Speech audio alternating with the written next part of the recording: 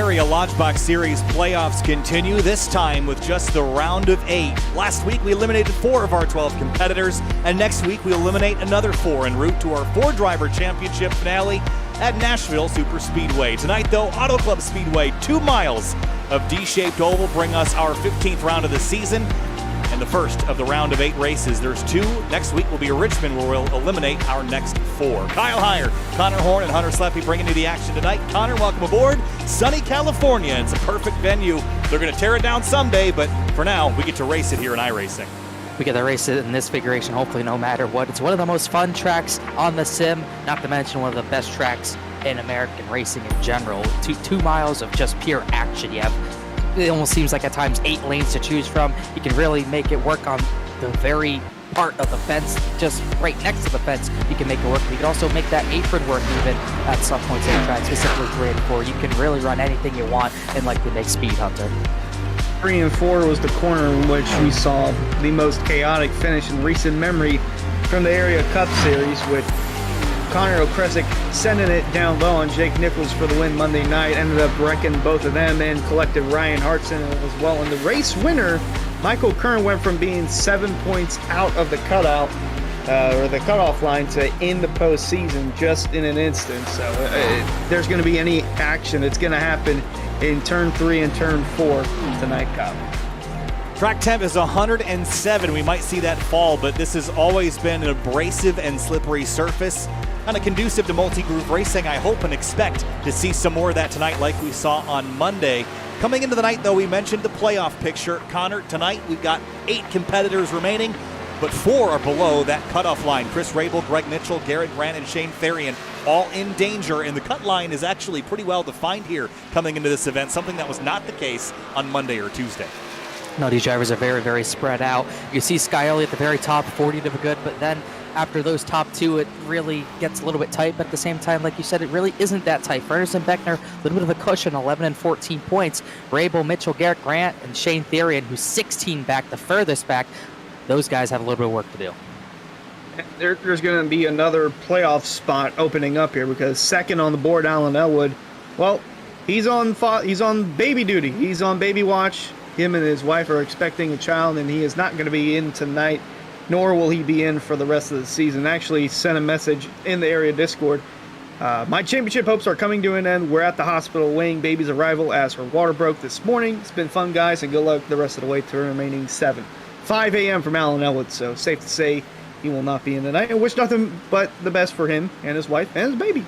Of course, we're very excited for Alan, and congratulations to them before the fact, but of course we'll update you after. But best of luck to them, and hope they have a exciting day, and hopefully it's over sooner than later, because I know that can drag on for some time. But his playoff hopes will not. He's going to be essentially eliminated. That will open up the door for Chris Rabel and effectively shifts that cut line to really now 2 points between Rabel and Mitchell. So that's going to open things up here a little bit, Connor, but it's still going to be a hard-fought fight tonight. On Monday, we saw lots of drama at the end. Tuesday was a little bit more defined, and we had some single car running a little bit, but at the end of the day, this racetrack is conducive to multi-groove, multi-lane racing, and that's what makes it so fun to drive as a driver. You can make it work almost anywhere else. You can see these drivers. You can already see so many drivers trying to rip the cushion. Of course, Paul Swerve and Irvin is one of those guys up there. You can also make it work on the bottom, but that run on the top, if you can get that outside lane going, you can get such a run that it kind of renders that bottom line useless. You're going to see drivers all over trying to make speed. Speed is the key here. They're going to be flying upwards of 190, maybe 200 miles an hour in the draft, heading off into these wide corners. And here's the 09 of Bryce Senesek. Boy, he's just looking for a good run tonight, Kyle. He wants to stay out of trouble. Monday night, he had a car ramp off him. I believe it was Mark Patterson, ramp off him on the backstretch and flipped. Here's one thing I'm noticing just watching practice, guys, is how slippery it looks. Every camera I put on a car has seen that car spin out sooner rather than later. So pretty wild tail end of practice here. We'll see if the track temp comes down and makes this a little bit more attainable, Connor. But how slippery, how tricky do you expect it to be? Very tough, especially as the tires wear out. It's going to get very, very, very tough to get off these corners. So little grip once you're getting back out of some of these corners where you have to absolutely baby the throttle until you're really going in a straight line, which is something you usually see in a higher power car like a COT. But this track is just so low on grip with how worn out the surface is. You have to baby that throttle once you wear the tires out. Those your tires are going to be screaming by the end of a long run.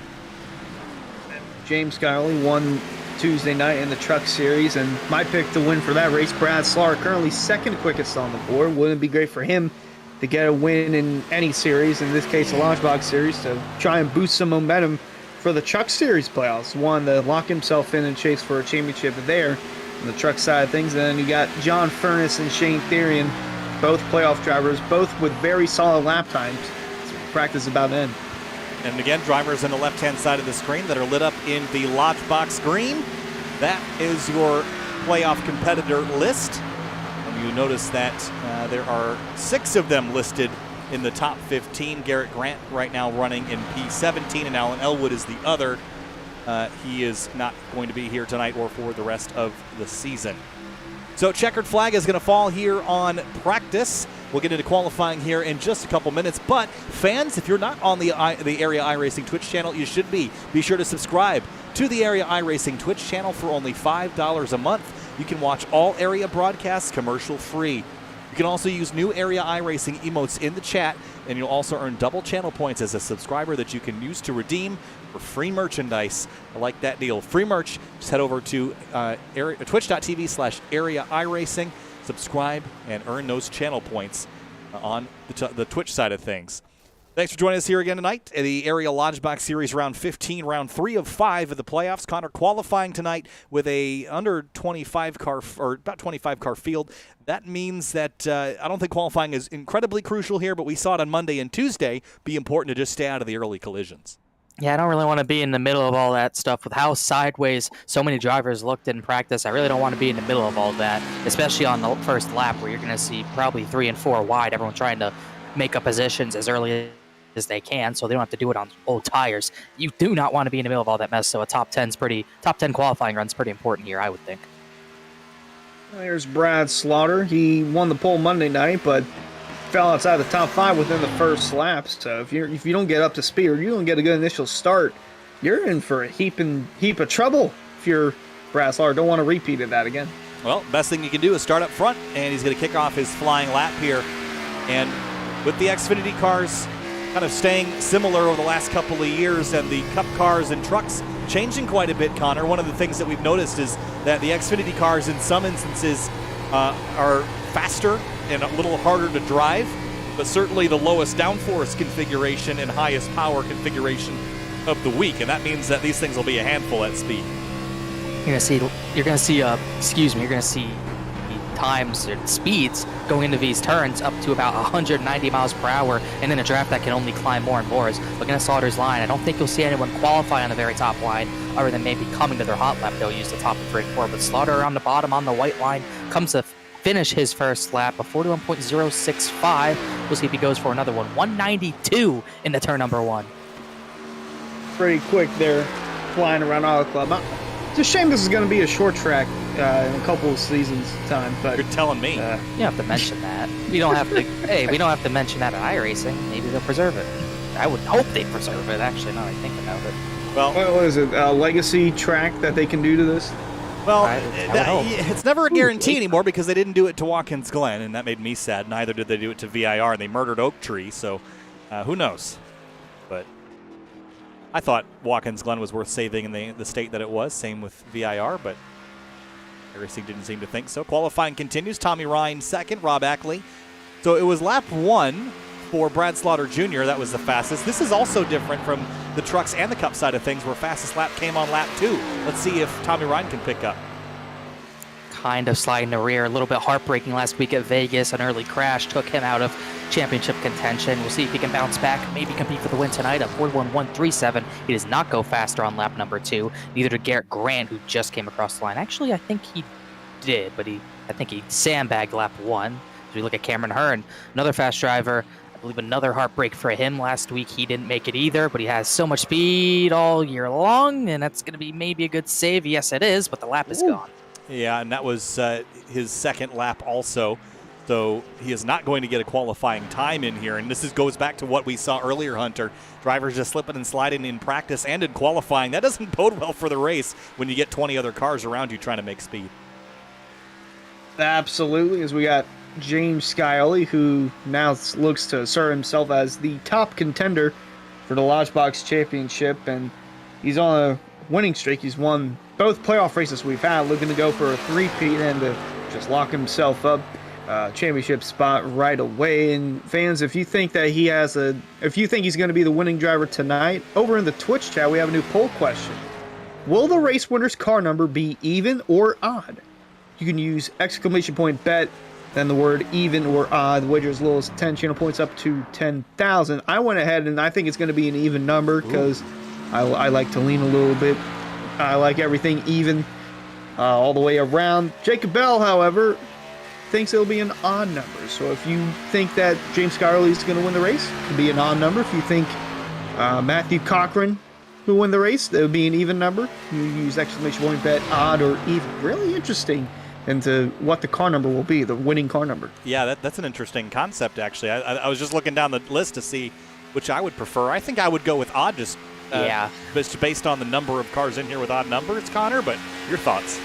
Brad Slaughter Jr. is at the top. Munsel's there at even number. Then Tommy Ryan. Then Scioli, odd numbers. Roderick's fifth, really qualifying on for the 69. Then Rabel. I think the odd numbers got the advantage, but we'll see come the end of it as Kraken sort of struggling as we're looking at actually the 33 David Weishart also going down the backstretch at the same time. He's starting his run. Hasn't gotten to the line to start his lap as he's going to run the outside, get as much of a run as he can out of turn number 4. Cut it down just a little bit to keep some speed. Don't slide it too much out of 4. Get as close to that wall as you can. Cut it down here, and you're off and away for your first time lap. Top speed into turn 1. As Connor mentioned earlier, about 192, and that's actually the fastest and corner entry speeds we've seen all week, Connor. We saw 190 in the Cup cars in the draft.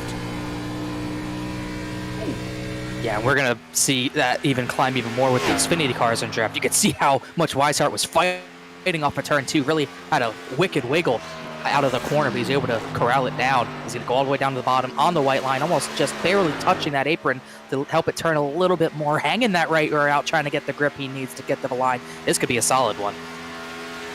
Coming down across the front stretch, Weishart going to put it on 4th. I thought he was going to go on pole there for a moment, but real close, a 41.135 for the number 33. Jane Therian in the 38, another one of our playoff competitors. Warmed up here as he rolls down the front straightaway. This is lap number 2, 41.206, 207 rather, corrected to, 9th place for the 38. And the 28 of John Furness is rolling up to speed, and he was one of the drivers that was already above the cut line, Connor. And as far as even numbers go for Hunter's predictions, this is probably the car I would pick. Yeah, I would agree with that as well. If I'm going to pick anyone, it would be Furness. Couldn't run last week, got in too late, had issues, but was able to advance thanks to his points gap he had from his 2 wins right before the playoffs. And he just had a really solid run at Indy Road Course in general, as close to the wall as he can get. He's starting his first lap as well. I think another playoff driver, Greg Mitchell, is on track as well. He almost lost it at turn 4 coming to his lap, so he's about to start his second lap and use that as his money lap. And interesting here for not only Greg Mitchell, but John Furness as well, the whole Physicus Motorsports team, because they're 14 points behind Sky Motorsports, in that case, Alan Elwood's team, for second in the championship standings on the team side of things. Now, with Elwood being out for the season, with his baby on the way, that puts Shane Therian as the head honcho over there for Sky Motorsports. He's going to have to carry the load in order to secure second place for the team standings. But with how close it is, I'm not sure if Mike Tellier or Richard Thomas are going to be able to pick up that as well. They really haven't had solid seasons, but it could change in the last few races of the season. But looking for a big night here for not only John Furness and Greg Mitchell, but for Physicus as a whole. Well, Furness went 4th quick, Mitchell 14th quick on their qualifying laps. Furness is on lap number 2 here, Connor, but a great lap for lap 1. And again, we've seen lap 2 be a little slower tonight in the Xfinity car, but maybe Furness can pick some up. See what we can do. It didn't get to the bottom, didn't stay on the bottom as well. He's going to tap the wall, so no improvement there. I thought he was signing up a bit too much.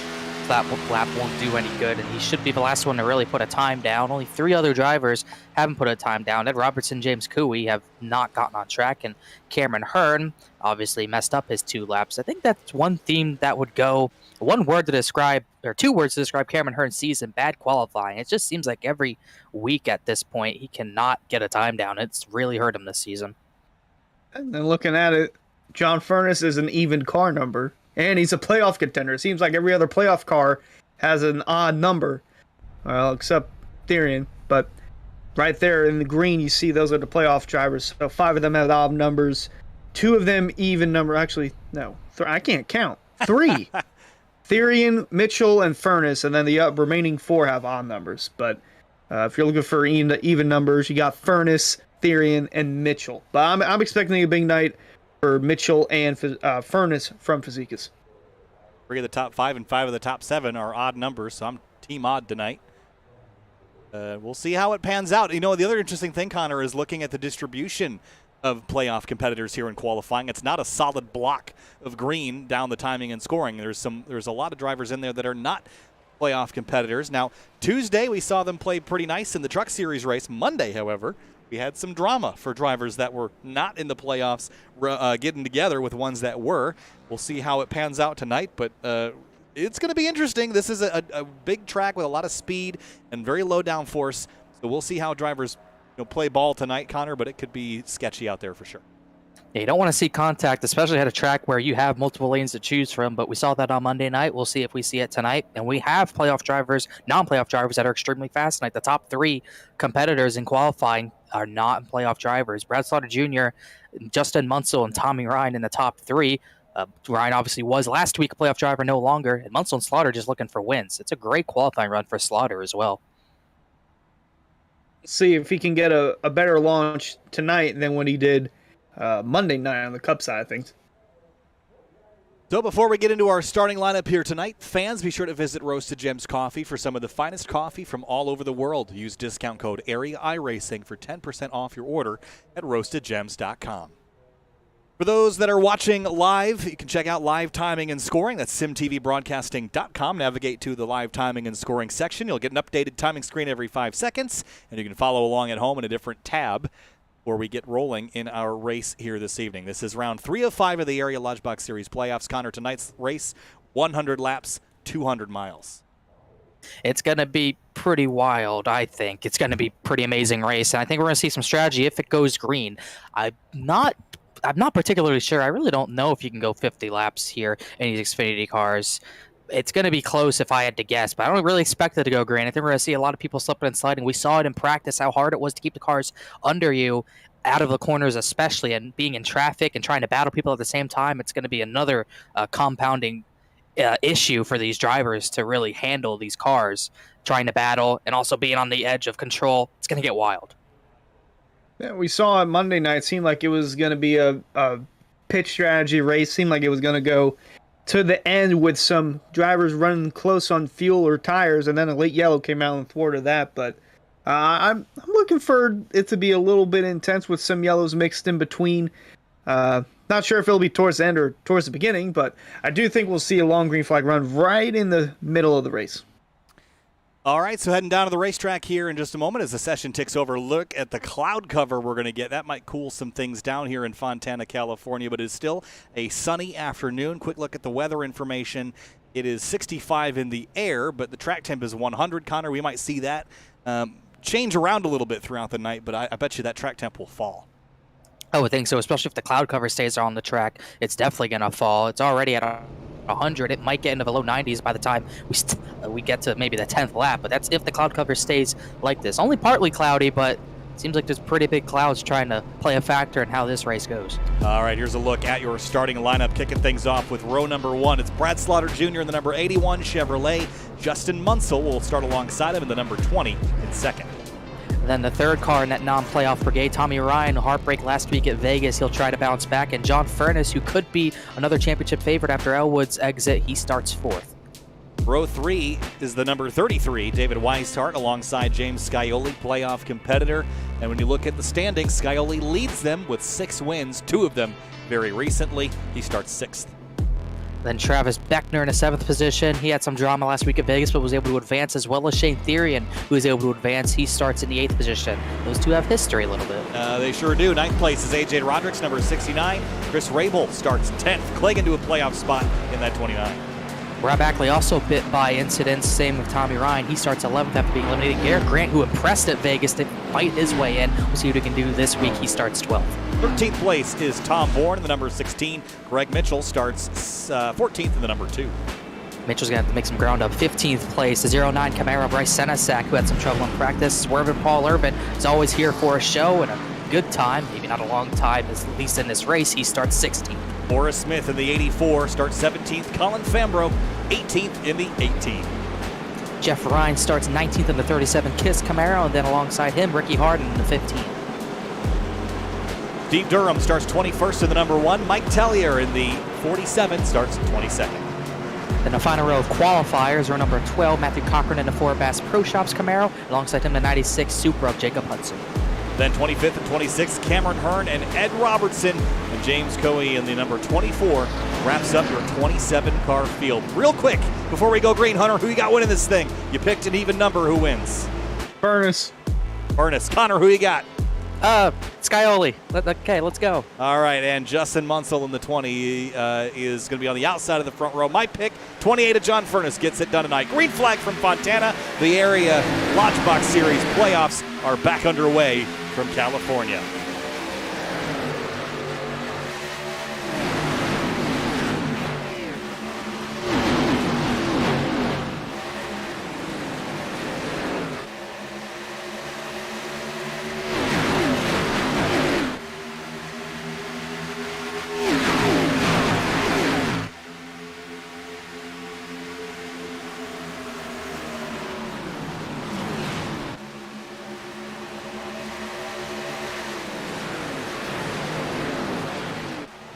Field fans out, across the start-finish line to complete lap 1. Brad Slaughter Jr. leads. It's 3 wide behind him as they come across the start-finish line. Now back to 2 wide. Furness to the outside for turn 1, Connor. And Justin Munsell got a penalty for some sort of start violation. He had black flags cleared, though, so he's not going to have to serve it. Overruled by our in-race admin, so Munsell's cleared. It was an awkward start, but everyone got through just fine. Look at them starting to fan out 2 wide, 3 wide in the back, almost there on the apron was Bryce Senesac of 09, right around 13th, going to look low on playoff driver Chris Ray will try to take a spot away. Meanwhile, back up front, it's teammates and team owner David Weissart, James Scioli going at it for the top 5 spot. Brad Slaughter Jr. has got a little bit of a lead now, just about a 10th and a half, but a couple car lengths to speak of. The background, Garrett Grant in the 5, troubled front straightaway. Wow! The 2 cars in it. Oh, Hearn slammed the wall. The 67, the 48 of Irvin are still wrecking back there. Cochran, Durham, and that car, Colin Fambro's destroyed. Already eliminated from the playoffs last time out, but that 18 GoPro car, action cam car, and it was part of some action there a moment ago. Yeah, I'll say It's crab walking. Yeah, he's definitely done. Jeff Ryan damaged as well. See what happened. This is hard to replay. Down the front straightaway. I think people are going to have to come together here. This wasn't a bump in the back spinning someone. Usually easy to cross lanes, especially coming into turn 1. Jeff Ryan's going to come up on Greg Mitchell, which goes into Tom Bourne. And look at Cameron Hearn just got hooked there, and that's what set it all off. Then the 18 gets clobbered here. Right here, and then gets hit again by Durham, and that's kind of what bounces him back across the racetrack, spins into the outside wall. But there were some big hits there for some drivers. Go back and look from a different angle here. Yeah, Cameron Hearn got some of the worst of that as well. So awkward, and that's the fastest part of the track too. Into turn 1 full speed, you're going to have hard hits as they come together there. You can just see everyone with nowhere to go. Look how hard Hearn hit the wall just out of his screen. Fambro as well with a huge hit. Well, the benefits of digital simulation, as we can go back and look at that hit again. Right here, it gets hooked and and then the 2 of Greg Mitchell, who is a playoff competitor, I think kind of escaped worse damage right here. He hooks the 37, gets a little bit of contact there, but other than that, I think he was able to escape that, Hunter. For the most part, going back to Cameron Hearn, he was going to put down a flyer of a lap for lap 2, but then lost in the middle of 3 and 4, and that's what put him in the back. And this is the results of what happens when you don't get a good lap in, or any lap in at all.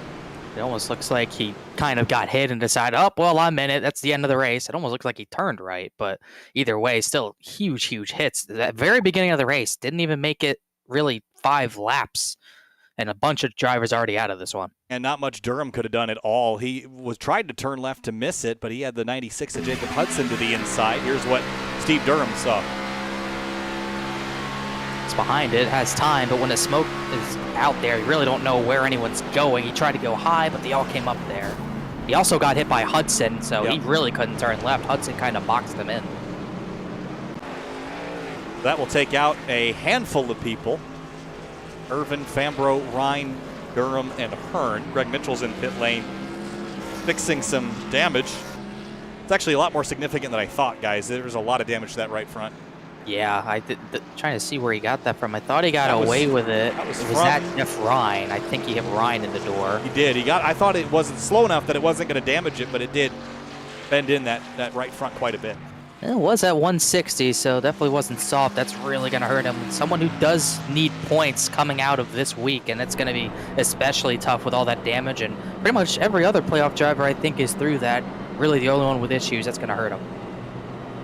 Well, for tonight, Brad Slaughter got a better launch than what he did Monday night on the Cup side of things, but we'll have to try and replicate that here on the restart. They should be getting the one to go this time by, but Kyle, just like Monday night, had a very early caution. Could spell interesting pit strategies for some drivers. It could. It might mix things up here a little bit in terms of strategy. We had everyone from 15th on down hit pit lane. Now, about 5 of those drivers were involved in the accident, but the remainder just came down. It looked like for Hardin and Robertson, just fuel only. Everyone else took 4 tires, which was Munsell, Hudson, Bourne, and Mitchell, obviously fixing some crash damage. But Hardin and Robertson just took fuel only. Connor, I like that call. I don't like what we saw on Tuesday, which was a lot of drivers taking tire sets super early. I want to conserve those tires for later if I need them. Yeah, 4 total tire sets, so logic dictates you would take 1 each 20 laps, so you have a little bit of leeway with the amount of tires we have, but still way too early to take any, in my opinion. But if you're at the back, why not? Try to get some sort of advantage in case this one does go green. The amount of cars that were in that early crash, we could get very spread out because of a lack of vehicles we have now on the track, so could be something that works out for those guys. Interesting that Brad took the outside. Yeah, we saw a couple drivers try that on Monday. I don't know that it matters all that much, but we'll see later in the. I mean, this is a good time to experiment with it, right? If you're going to lose the lead now, it's better than losing it in lap 98. Kind of negates the jump that the drivers on the inside will get, specifically guys like John Furness and Scioli, very fast drivers who are on the bottom, could be part of his thought process. Pace car pulls off, coming back to the green, lap number 7. 94 laps to go. Brad Slaughter Jr. is in command on the outside of that front row. And green flag, good outside jump, and Weishart goes with them for green.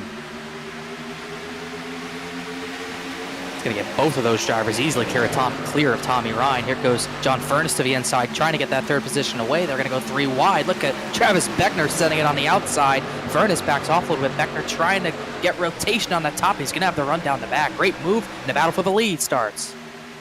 We'll have a little side draft there from Ryan, but battle indeed for the lead. Going to give a bump, actually, to Slaughter heading into 3. Weishart down on the bottom. He's got a big enough run to clear him if he wants to. Slaughter going to check up a bit, but new leader, David Weishart in the 33 with 81 behind him. And here comes Beckner. Ooh, thought he was going to look pretty wide. Going to give a massive push to the 99. So experiment failed for the 81. He won't do that again. Bottom lane for the restarts. Take note of that. I don't think it was the way to go. Here comes the Weishart. Again, he's got the advantage. Tommy Ryan in the mix. Ryan no longer fighting for a championship, so he's just going out here for race wins. It'll make you aggressive, Connor, when all you got is the trophy on the line. No championship to worry about. You don't have to worry about preserving anything. You just go all out and compete for it, and that's what he's going to do. That 99's been fast all season long. Did not get the luck he needed at Vegas, but he's still very, very fast. As Weishart dips left sides to the apron, getting some grip. Ryan slides a little bit out of 4, loses some momentum. Slaughter fights back as Travis Beckner's just trying to find which lane to go to. It's a little bit of a hornet's nest. 10th on back. Garrett Grant, Chris Rabel side by side. Get down low and 3 wide in the back with Senesac in the middle of all that. He gets by Harden, so he's going to settle in line here. But 1 car on the outside, Ed Robertson trying to get that tippity top rolling. Saw the 69 of A.J. Roderick get in the wall, entering turn 3 last time around. But they're still fighting hard for positions. The 51 got split 3 wide going off into 3. For the 5, rather.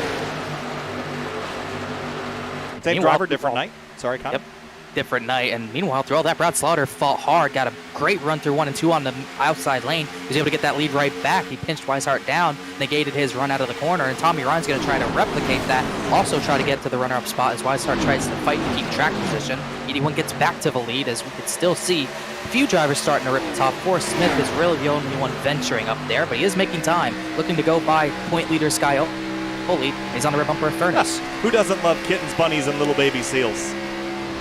Rainbow. Oh, man.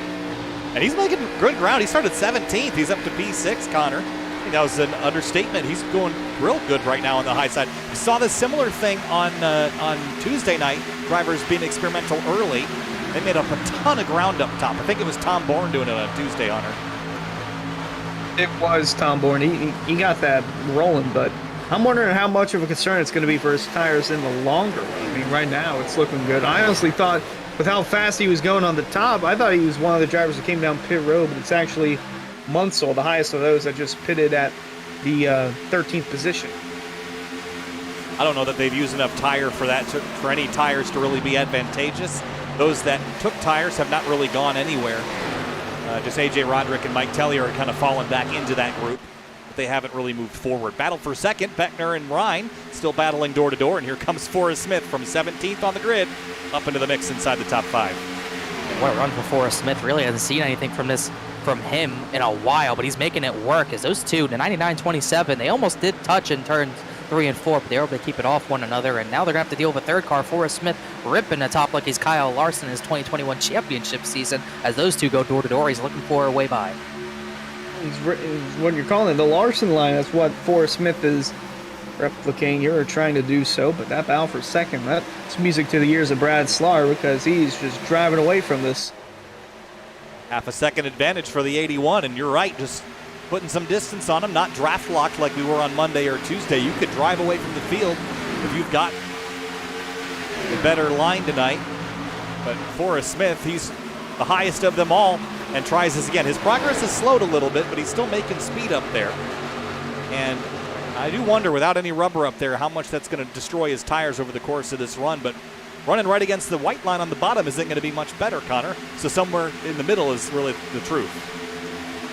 Looks like he's really not getting much going in 1 and 2. It seems like the top's working much better in 3 and 4. So he's going to go back down sort of the middle line as Tommy Ryan clears for 2nd position. He's trying to get that middle line to work. Not much of a run, but he is to be outside of Beckner, as Beckner gets to be inside of Tommy Ryan. And Tommy Ryan tries to protect the top from the 84s. It might go 3 wide into turn 1. Now they will go 3 wide into 1. Beckner's going to back off a little bit. Forrest Smith not going to give up just yet. Going to rip that top, try to get a big enough run to clear Ryan. Coming out of turn 2 and down the back. Might get close to that wall. He'll have a big enough run. Ryan going to try and side draft, but the 84 has got pole position or possession of 2nd, looking for that 1st position. Brad Slaughter about just 8 car lengths down the road. Yeah, nice run for Forrest Smith. Now what? You got to run down the leader, so that's the next task, and hold back those that you were just battling. David Weishart slots into 5th place. John Furness, James Scioli, Therian, Rabel, and Munsell, the rest of the top 10. So Justin Munsell, really the only mover of that group that did come to pit lane at lap 5. And again, he started on the front row, so we know he has speed. I wonder how much the tires are factoring in. He was about half a tenth quicker than Brad Slaughter Jr. last time by. And what a run for Forrest Smith, though. He only has 1 top 5 on the season, 2 top 10s on a season, so a run like this would be huge for him to get a little bit of confidence back into that 84 Camaro. That Rays Energy orange car looked so smooth all season long, just haven't had the results to really back that up, but he's looking sharp today. And like Hunter said, it's kind of a matter of if those tires can hold up if we get a long run here. Got a little concerned about Forrest after he got 2nd, when I looked back and everyone was on the bottom except for a couple cars back and outside of top 15. So I would be concerned if I were Forrest Smith, the tires are probably going to hurt the longer we go on, but it won't hurt as much as Beckner's looking to the outside of Ryan for third. If these two can battle, then it won't hurt Forrest Smith too bad. Might put some separation between him and Val for third. Weishart and Furness were both trying the outside. Furness kind of crosses under on corner exit out of turn 4, but Brad Slaughter Jr. is still driving away from everybody. 1 second is the advantage, Connor, and is there concern that he's using too much tire as well? We saw Monday night Jake Nichols do his classic tire saving move, and that seemed to work out pretty well for him. I would think he's using them up a little more than Beckner and Ryan, among others, but they were also battling, so if Slaughter's pushing to get this lead, I don't think he's going to hurt his tires too much more than the 27, 99, 33 while they battle. He definitely got better tires than the 84 if I had to guess. I think he's in a pretty decent spot. It all comes down to what the strategy is from here on out. Still unsure what it might be. I don't believe you can go 50 laps like I said earlier, so they'd only be halfway towards their next pit stop, their first pit stop, if the 2-stop is in order. Beckner got around Smith for second. Now Weishart trying to get around him for third. A couple of rows of side by side. And right behind those two, we got Val for fifth between Furness and Tommy Ryan going on. Slaughter still driving away over a second now from second place Travis Beckner. Furness had some angle in that car through turn 2, kind of slipping and sliding around in the rear. Here comes Munsell again after making that pit stop. Sitting inside of Scioli here for 7th, and then the 28 and 99 battling once more. But playoff competitors decidedly not dominating here in the early stages of this one, Connor. And that might be concerning for those that need to get some points. They're not as close to the front as they might like to be. Yeah, I would say so. It is a little bit surprising to see Scioli dropping. You usually see him near the top 5.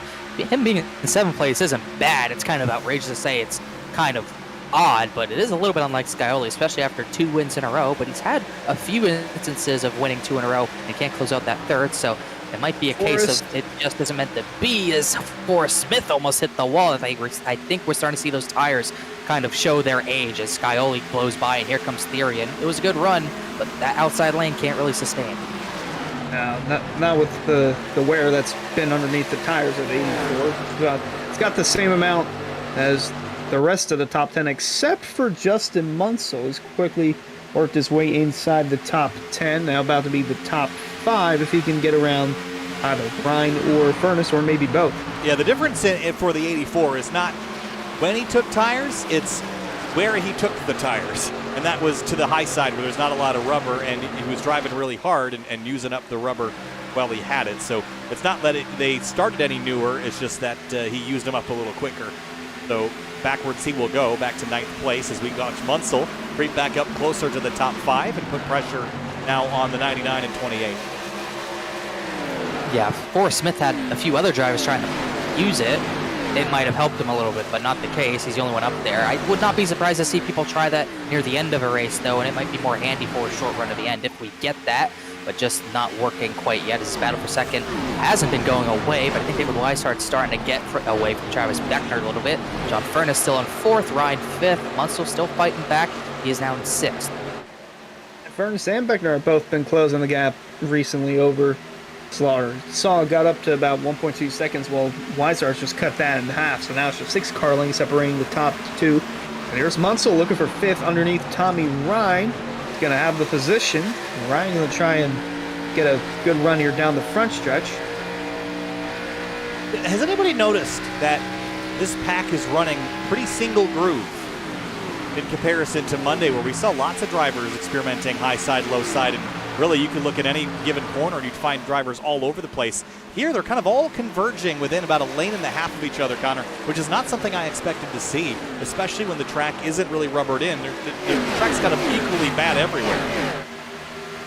Yeah, I think everyone really doesn't want to wear the tires out. I think everyone saw what Forrest Smith was doing and saw the result, so I don't think anyone wants to venture up there right now. Brad Slaughter Jr. pulls behind lane. It's like he's dropped back significantly the last 3 laps. In fact, he's going to get blown by David Weishart here, or if he's maybe the next driver to try that outside lane, he gets to run. He should clear Weishart back, but at 81, I guess he did wear his tires off more than we thought. He is starting to struggle. I think he's starting to kick it into high gear now with the tires. Car in the wall in the front straightaway. It's Tom Bourne. But don't mind that. Let's go back to the lead battle because it's about to be 5 cars on top of each other. Yeah, that was Mike Tellier who had an issue in the board, but this battle is starting to heat up as the 81 starts to falter a little bit here, as everyone's in play right now, all the way back to Justin Munsell. 5-car battle for the lead like you were talking about. Slaughter's the only one that's ripping the top, or trying to, because Weishart's got the lead for now. The run off the corner will go in Slaughter's favor, but already too late as Weishart shut the door. Slaughter's just going to give him a bump down the front stretch. Meanwhile, Furness looking to the inside, trying to get a massive send going into 1, and Beckner, Munsell, Ryan, even Scioli trying to enter in the fray. A1's going to try to cross over the 28, but I just don't think he's got enough gas left in the, well, probably the wrong terminology. Doesn't have enough tire left on the car at this stage. Munsell, though, continues to move forward, and I think he might suffer a similar fate, Connor. He's got 5-lap fresher tires, which is worth something, but he's been using them so much to get here that I think he's going to stall out. And Weishart, if he's been protecting tires, could be able to hang on to this lead for a little while, or at least closer to the end of this fuel run. I think the 33 and the 28 are in the best spot right now, but I wouldn't count out Scioli. I would not be surprised if he's trying to preserve a little bit more tire and trying to just wait, bide his time before he gets up there. We are starting to see a few more people try the outside. Slaughter tried it as he was dropping back. Shane Thiering, who's in 7th, is starting to try it. He's on the outside of Scioli. He almost hit the wall because of it, but he is another one trying to experiment as we potentially get to the end of this tire run. Travis Beckner is trying that as well. Going to cost him a couple spots, drop him outside the top 5. And there's Shane Thiering still in the top 10, running in the 8th spot, but we can put some separation between he and Chris Rabel. Going to just, well, was going to follow the 7. That was going on his own down the front stretch. Massive run going into turn 1. Going to be on the outside of Scioli, looking for that position. So the prior lap, Thiering was as fast as Weishart on the top side of the racetrack. So there is speed to be had up there, but for how long, and will it be a detriment to your tires more than just kind of following the leader, as they say. But John Furness looking really good right now here. Connor, here goes for the lead. Yeah, he's not following the leader. Well, he's going to take the lead. Weishart gives it to him. Will cross back to his bumper and probably stay there. That 28 showing mighty fine speed so far early on, trying to lock his way into the finale with ease. We'll see if he can do that. He has the race lead. He'll lead this lap. His first lap led as they battle for 3rd. Bonus point there for leading a lap, and Weishart going to stay on the bumper heading into turn 1, try to force Furness into a mistake. Meanwhile, Munsell trying to take 3rd away from Slaughter. Going to have a run on the outside, or Munsell's going to shut the door on him. Looks like he will. We just had a car coming out of pit road. Looks like that was Tellier. Ryan? Or Tellier. Yep. A lot of comers and goers in this one, Connor. It seems like burn up the tires, drop back a spot, but I mean the race recap will tell you that. We've had 4 lead changes and now our 3rd different leader, I believe, this time through. So it really has been cycling quite a bit here for 27 laps. I couldn't tell you who's really been dominant so far. I couldn't tell you either. We've seen drivers come, we've seen drivers go, we've seen drivers do both in Forrest Smith. So a number of things going on right now as we get closer and closer to maybe pit stops or closer and closer to drivers blowing tires out. It's one or the other at this point, depending on how much longer these drivers want to go. As we're starting to see a little bit of clarity at the top. Furness and Weishart kind of cementing themselves as the 2 fastest, as Justin Munsell on slightly fresher tires. They may not even be fresher at this point, but he is trying to close in as he's cleared a 3rd. Brad Slaughter Jr., who dominated the early part of this one, just trying to survive and hold back a few people who might be faster.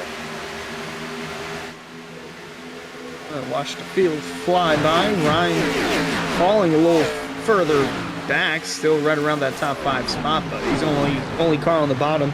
Everyone else trying to rip the top. Slaughter all the way up near the wall. There's Beckner. Oh, that's really close through turn 2. I thought they were going to touch. They didn't.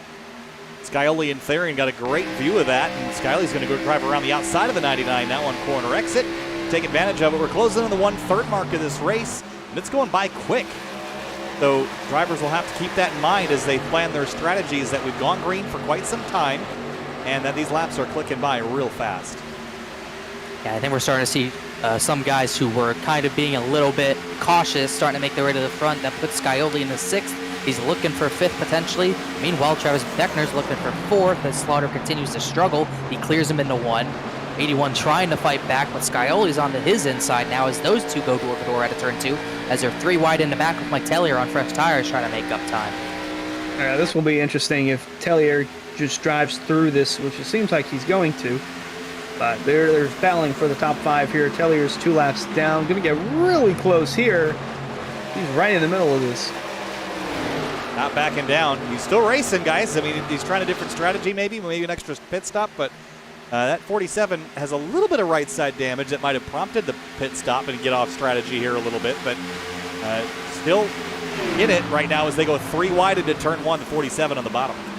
Not sure what happened, but he washed up the 47 did into Tom Bourne. Tom Bourne has since retired, but the 47 continues off strategy, 2 laps down, trying to make it work. He should get a lap back here as they go 3 wide, almost through for position. Therian tries to get back in line, almost put Chris Rabel into a wall there, trying to do so as they're side by side. Slaughter and Ryan almost come together. Meanwhile, James Scioli is just trying to take all the positions. Not afraid to dice it up in the mid-top 10 area. There's Slaughter there to the outside, but boy, Furness has just a hair length lead over Weishart. Munsell still sitting in 3rd. Beckner not going away just yet, but this battle seems like it won't end. Slaughter and Ryan going at it in the 1. Ryan on the bottom, Shane Therian and Chris Rabel into the mix. Remember that Rabel is still a playoff competitor, comes into the night in 5th in the standings behind that cut line, but would be the first to take advantage of Alan Elwood's absence here tonight because of that incoming newborn. So Rabel, I mean, he didn't have a safe gap by any stretch over the driver behind him, and that was Greg Mitchell. But with Mitchell having some issues tonight, Rabel is currently picking up points on him and passing cars on the racetrack. Oh, he's in the fence. A little bit in the fence there. Therian's being a bit aggressive, getting up in front of that 29. I don't think that's going to hurt. I think Rabel got away with bigger damage. Right rear quarter panel looks clear. These guys are really fighting for position right now. It seems like the battle that'll never end, and it seems like Slaughter is always in the middle of that. Big run for Rabel. We'll see what he can do. He got a bit sideways off a 2, but he's going to be able to easily get to the top. The 81 starts to drop like a anchor here. Rob Ackley following. Ackley, another driver eliminated last week at Las Vegas. But Weishart pitting. And, yep, Weishart and is that Scioli, Scioli, Ryan. a whole bunch of drivers are coming on down. This is the 1/3 mark. Whoa, look out. Tommy Ryan spinning almost, able to save it. Got to watch for speeding penalties. I was about to say this would be the 1/3 mark where you cut it in even thirds. I think that's going to be the plan for a lot of these guys here. Interesting. I know that's camera angle is interesting. Seems like we got camera's an mounted earthquake on going on. The camera's mounted on the turn 1 wall, and everyone's driving real close to it. So that would be the Don't hit it, please. There. We need that camera. We do need this camera. So now what happens with Munsell? He's got 5-lap newer tires, but that's not really significant. If I was Munsell, I would just pit with everybody else, stay on strategy. Beckner's going to come this time. Therian, he going to come? No, he's going to stay out. Rob Ackley's pitting. Forrest Smith, who was struggling, and Robertson in as well. Munsell, unless he thinks he can take that 5 extra lap pit stop with the extra fuel to lap 50, I would agree he has to pit here. But if he thinks he can maybe pull off a 1 stop, he has nothing else to lose, so he might as well try it if he wants.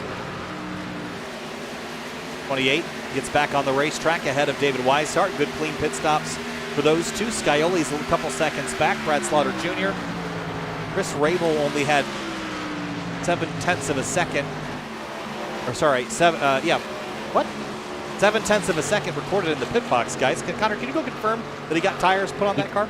He did get tires for sure. So just an entry or a timing loop mistake. As here comes Munsell and Seneset. Yes, he can't make it for that 1 stop, so he's just going to try to get fresher tires for this next run, I would assume is his strategy. It's going to put Shane Therian still in the race lead. He will continue. Not many others around him, no one around him as with him. Ricky Hard, Greg Mitchell are pretty far behind, but they have yet to pit for their 2nd stop as well. But Therian calls in pitting this time. I'm on board with Therian. And it's a bright pink, isn't it? I'd say blinding pink. Oh, the green on top of that hurts to look at. Okay, purple. Same difference. It hurts to look at.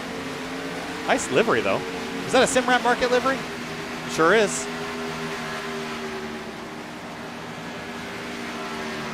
He comes down the pit, 4 tires and fuel, standard stuff. Ricky Harden assumes the race lead. He gets a lap led. Greg Mitchell staying out with him, and Mitchell's probably really the only playoff driver I would say is in a danger zone, not looking to score a lot of points because of his damage. He is in a really bad spot.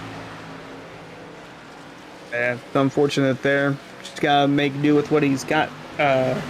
Hoping for a caution to come out, and that'll really dissect things if that is the case.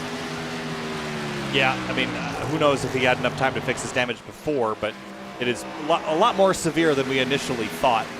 That front bumper has seen better days.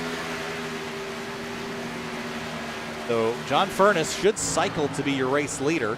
Weishart is right behind him. While we're waiting to cycle, this is a great opportunity to thank Simrat Market for being a supporter of the Area Series. Fans, be sure to check out simratmarket.com for custom iRacing paint scheme templates that are simple to use to help you stay more focused on the racetrack.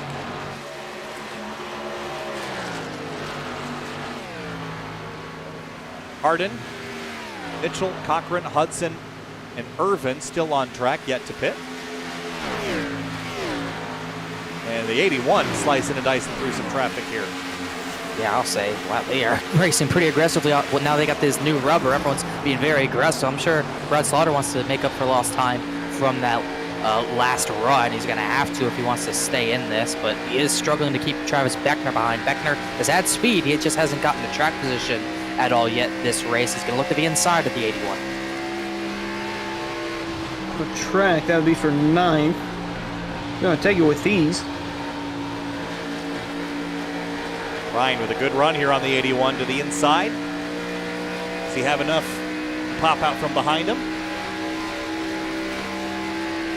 I don't think he wants to. I think he wants to shove him into turn 1 pretty fast. Maybe faster than he wants to go. He does lift before, even with the lift on entry, he still hit 192. That draft is sneaky strong in these Xfinity cars. Looked like he was going to have a nice run here. Maybe make a look down into 3, but the action never stops here in Auto Club. Ricky Harden still going here. So is Greg Mitchell, Cochran, Hudson, and Irvin. 10 laps until halfway, Connor. A long way. Yeah, 10 laps. If they want to try the one-stop, 10 laps to make that work is going to be a huge, huge stretch. These are really just guys trying to catch yellow. I can almost assure you, Greg Mitchell, that's all he's doing. But even Ricky Harden has some damage, a little right rear damage. He's not clutching in or shutting the engine off or anything. He's just kind of. Oh, he's in the wall. Oh, huge, no. Huge hit. That was a huge hit. That wasn't just a brush. That'll give Greg Mitchell the lead. He won't lead at the line, but he will take it.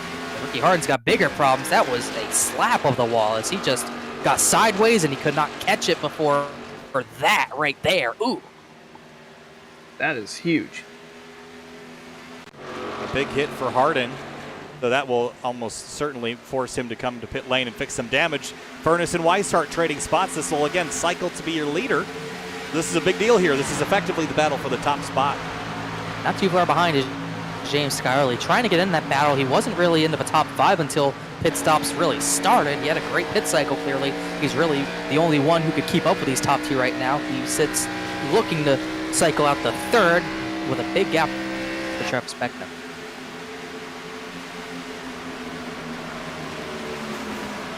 Tommy Ryan, Brad Slaughter Jr. still racing each other pretty hard. Justin Munsell kind of stayed on strategy with everybody for the most part. I think that was a good call.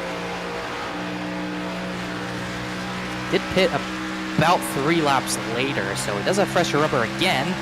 So see if he can work it into his favor this time again. Greg Mitchell calls out he'll pit this time, so that's one of those long runners out. Ricky Harden did continue. He did not come down to pit road after that. We'll see if he's the next one to come in. As Paul Irvin gets passed by the drivers who will cycle out to the lead, Ricky Harden stays on track again. I would assume he'd be the next one to come in. It seemed like he had a pretty significant lick with the outside wall there. As well as tough handling, especially on those old tires. You would think he would come down soon, but he might be trying to get the 50. I don't know. Working lap 44 of 100. Another look at the race recap here for the Area Lodgebox Series. 57 laps to go now. 1 caution for 3 laps, 5 leaders and 9 lead changes. Here's the stat coming into the night. The Lodgebox Series has only had 1 yellow in the last 4 races combined. Should be the one we had, the one at Vegas, I would assume. Yeah. And then we had 1 tonight, so make that 2 in the last 5, I suppose. We're closing in on halfway. Ricky Harding continues to roll around while leading, but Weishart, Furness, Scioli still going. They're hoping for a yellow back there. But how's Tommy Ryan and Justin Munsell doing? This is a battle for 8th, right behind Brad Slaughter. So make it for 7th and maybe even for 6th, as Travis Beckner's just ahead of him. It's like Ryan's just going to let him go and see what the 20 can do. Maybe help him in that battle of Slaughter. Maybe hold him up a little bit. That should be what he's thinking about. Is Munsell already looking to be inside of Slaughter, but the 81's pretty fine, pretty fast as well along that top line, getting out of the corners. Still looking at the leaders. Hardin stays out again. Matthew Cochran's catching him, but also on the same probably not going to work strategy, 2 seconds behind. Those are the last 2 on track waiting for their first pit stop of this green flag run. Here's a guy that we haven't really mentioned much tonight, Garrett Grant, and he's had a not mentioned much kind of night tonight, Hunter. Started 12th, running 12th, and he's on the racetrack and came into the night below the cut line and needs a good night. He's not having a bad night, he's just not having a good one. Really, I think it's going to have to come next week. I mean, obviously, unless something happens here, it's going to have to come down to how he runs at Richmond. But if he can make it to the Championship 4, he runs pretty good at Nashville. Almost won the Cup Series race there a season ago. Definitely someone that'll be in race-winning contention at Nashville. Just depends if he'll be in the hunt for the championship as well. But he's got to pull some strings together here and rally a good finish tonight.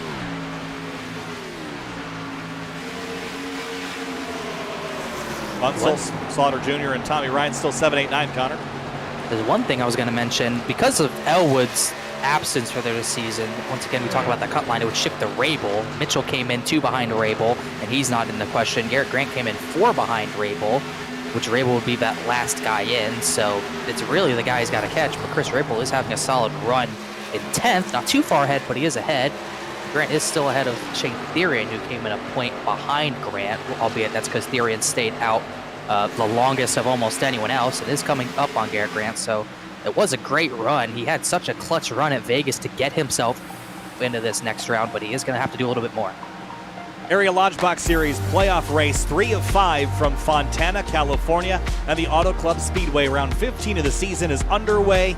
We have just over 50 laps remaining, almost to halfway here from the 2-mile D-shaped oval, and it has been an interesting one so far. A couple of cautions, 1 caution so far, splitting the difference of the racing so far. A little bit of pit strategy for some, but the lead will cycle to David Weishart and John Furness as Beckner and Munsell battle for 6th. Kyle Heyer, Hunter Sleppy, and Connor Horn bring into the action.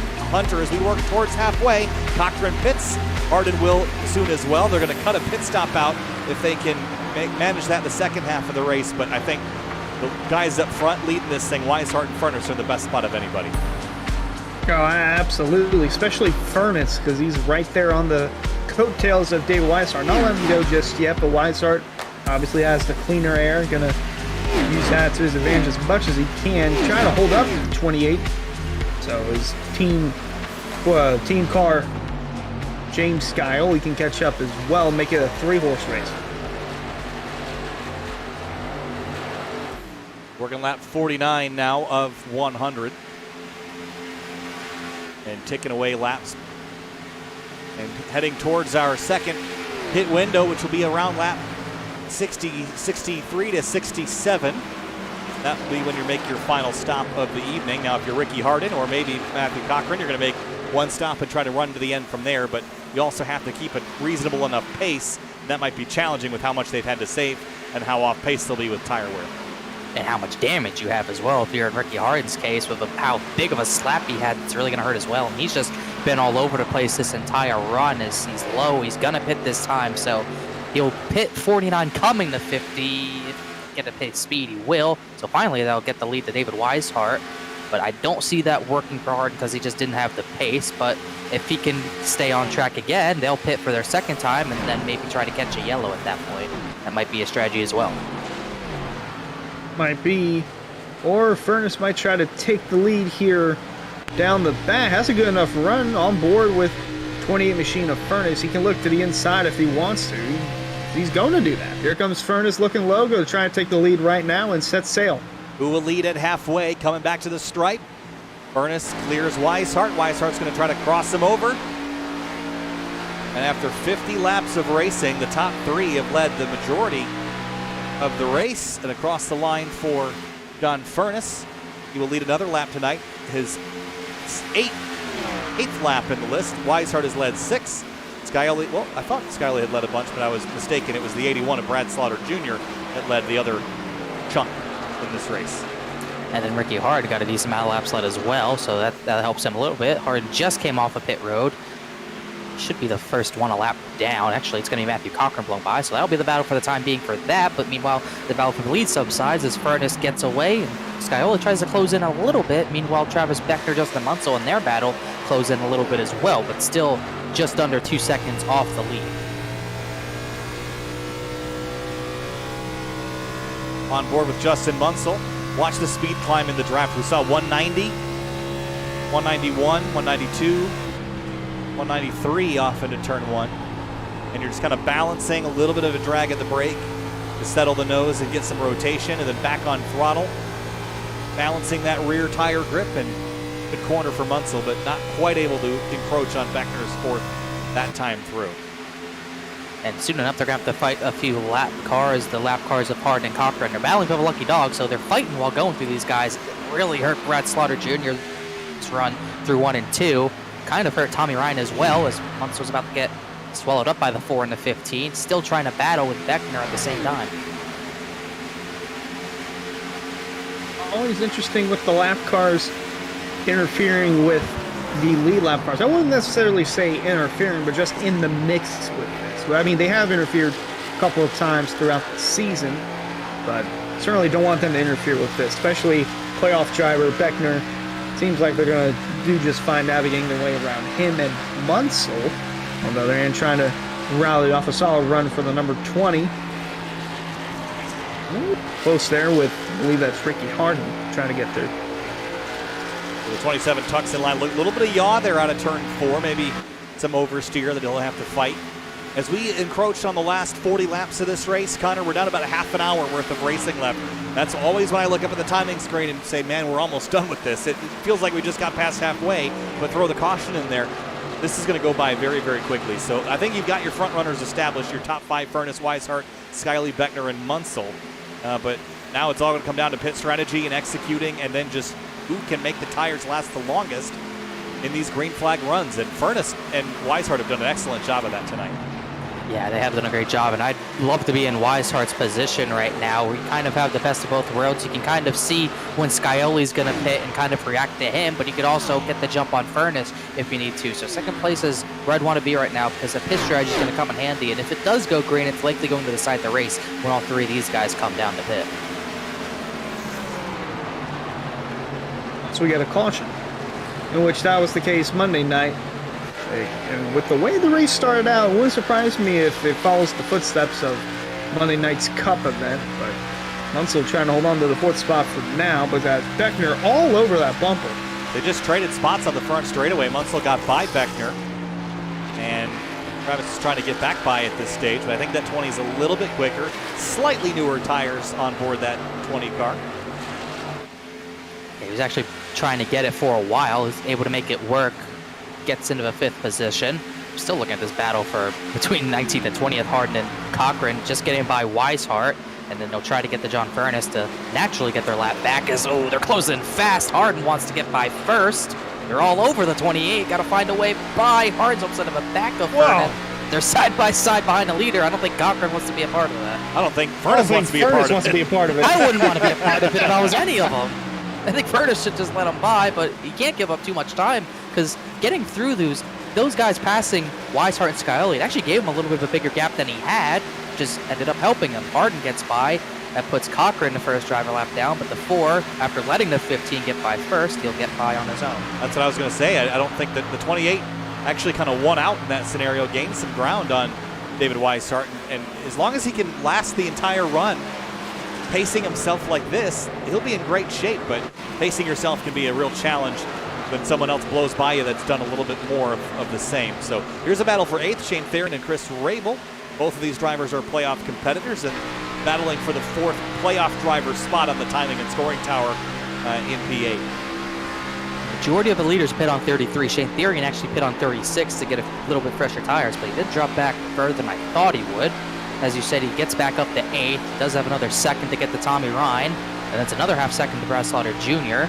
So he is making these somewhat fresher tires work, but he is still about 5 seconds off the lead. So Connor, what would you do if you're any of these guys running around 10th or so? Like say we're Garrett Grandin. Would you try and pit, do something different to make sure you're good to go on fuel, or would you max out how much you can go on the tires?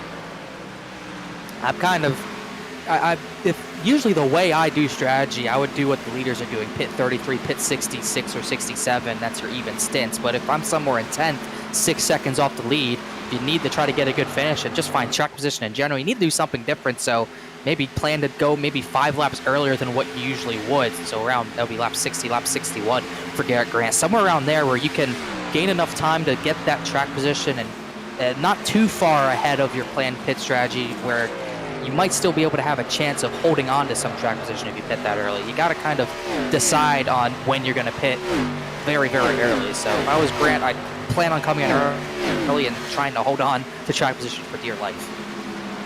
John Furness pulling away 0.8 of a second is the advantage, and now Scioli has caught David Weishart. Remember that Weishart is not in playoff contention. Scioli, however, has won 6 races on the season compared to John Furness's 2. I wonder how Ricky Weishart will make this pass. I imagine not very.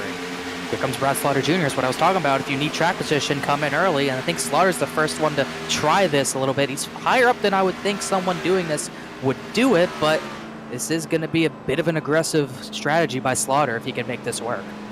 And he's not a playoff driver either. He's not a Lodgebox driver. He's just going for the win. It's just a driver just trying to lock some laps in and put on a solid run to try and win a race and do something different. It might work out for him. It might. I don't know. I mean, I'd rather have fresher tires at the end of the race than be on defense, because it just seems like these longer racetracks, having tire matters a whole lot more than track position when the tire degrades so quickly. But with 40 laps left to go, maybe he can get some short-term track position and then pray for a yellow, but I don't know how likely that is. We've seen everyone mostly behaving tonight, Connor, but every time I say that, I end up eating my own words. I'm just paying attention to this battle. You don't think there's battles all around the racetrack? There's a pretty big battle for 16th that's about to unwind. Ricky Hard and Matthew Cochran are actually going to win out in that. Meanwhile, Jacob Hudson and Steve Durham have been battling with their damage, as well as James Cooey. Those drivers are going to be on John Furness's radar. Depending on Furness is catching them pretty quickly. He should get them before I would assume Furness would pit, which could throw a wrench into his progress on getting track position. So Furness, you're right. This is kind of a road course strategy, right? When you're coming up on a pack of lap cars and you don't want to end up in traffic, so you pit just to avoid that, having to pass them. So we have 38 laps to go next time by, and he will have 29 laps on the tires. So he's still about 5 laps away from making that split even. But I wonder how much time there is to be gained by maybe sacrificing some tire in order to not get slowed down by this pack. That's a tricky thing to figure out. Maybe the drivers ahead of him will get out of the way, and it'll be better to wait longer. We'll see. Like James Cooey just did. James Cooey pit, so maybe he's assuming that some of these guys ahead of him, like Durham and Hudson, they might pit next. He's also got to worry about drivers coming up behind him on fresh tires. There's only one of them to worry about right now. It's Brad Slaughter Jr. Colin Farnborough's there as well, so maybe we'll have to worry about him as well. So, you're right, it is a little bit of a road course strategy. I remember doing this at a race at Daytona, as a matter of fact, where a few of us were home drafting so well, we were lapping the pack that was yet to pit, also yet to pit, and we had to pit early because if we caught them, they would have slowed us down and we wouldn't have been making progress. So it's sort of the same situation. He kind of has to decide on whether he wants to go through that and potentially lose time to Scioli or not. As, by the way, through all that, Scioli did get second, so I would not be surprised to see that 7 start to reel in, whether he's in traffic or not. There's 7 sack on pit road, and they're still going at it right behind this. 7 and the 33. Beckner and Munsell, they've been swapping positions the last couple of laps or so. These two won't go away from each other. They've been having a great battle. I think they're having fun. They've been nice and clean. They haven't really been rubbing against each other at all. Just kind of swapping positions back and forth. This is the fun that you have in iRacing, Connor. And yes, this is all for fun at the end of the day. And swapping positions here is, as long as you're not trying to achieve some common goal that you can't agree on how to get there, passing back and forth is usually a lot of fun.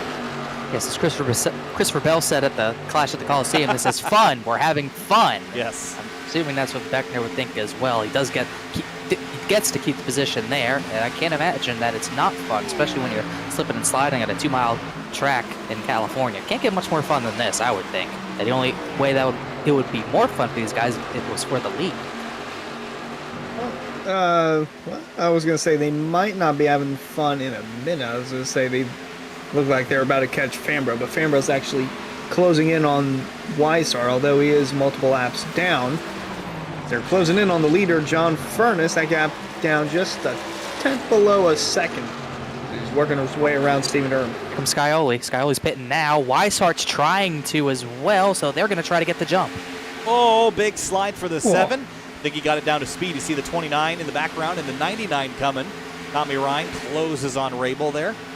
And will that force the hand of John Furness, or do you commit to staying out a couple laps more, Connor, and making sure that you've got tire to pass him back? The fall-off is about 1.5 seconds, and he did not have that gap. I think he has to react if he wants any chance of keeping the race lead. No other option. Plus, it is breaking it up even if he does it now. I think he does have to react. So running in car here with Furness. Down to 145. Gonna come down pit road, looks like. Gonna get her low down. Don't want to spin out. I've already seen a couple drivers try and slow down. Really that was nice. Beckner was very aggressive as well. Beckner joins him. Therian, Ackley, Grant. Surprising Therian comes in this early, especially with how long he went last run. Forrest Smith is not going to make it. He spins on pit entry. Well, that's something that we were concerned about, and now he's going to have to rally back and trying to keep it clean the rest of the way through. Take a look at the Simrat market replay, just slowing down, loses control of it. No, he did tap it. He gave it a little smooch. I don't think that'll hurt him, though. He should be good. The guys who pit the lap before, Weishart did jump Scioli, so that's something to look at. Well, the rest of these guys come out of pit road now. Furness is out now. We'll see what he can do with the 2 pit before him. Where is Furness there? There's the 33. I think they're going to probably get by this 28 with this big head of steam, but Furness has 1 lap fresher tires. Is it enough? It's going to be close. Down the back straightaway, coming up on 30 laps to go. David Weishart is going to get by the 28 with a big head of steam here at Fontana. He might not clear him, though. I don't think he's going to. He's going to be on the outside able to pinch Furness off, and his tires are up to temperature. Furnaces are still going to be a little bit cold, so the 33 gets by on the outside. Now it's important for Furness to stay ahead of Scioli so he can have that advantage over the 33. Otherwise, it'll be DWR 1-2 at Auto Club, running in car with James Scioli.